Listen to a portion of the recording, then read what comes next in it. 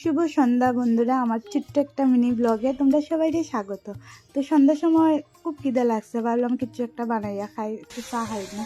তো চিরা বাজা আসলো, এটি দিয়ে খাইয়া লাইতাম। তো মেজদি বেরো করে মেজদি ভাই আর একটু চা খাই না, আমি চা বসে গেছি।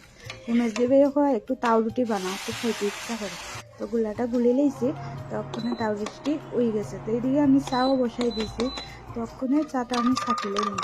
তো চাটা ছাকা শেষ, ওখানে আমি চা ডালিয়া লইতেছি। তো মেজদি বাইরে রাখ দিছি, মেজদি ভাইয়াও চা হয়ে গেছে খাইলে।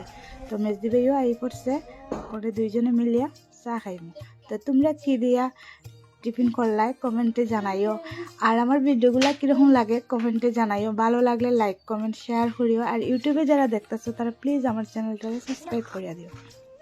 নতুন একটা ভিডিওতে তোমাদের সঙ্গে আবার দেখা হইব। তোমরা সবাই খুব ভালো থেকো, টাটা।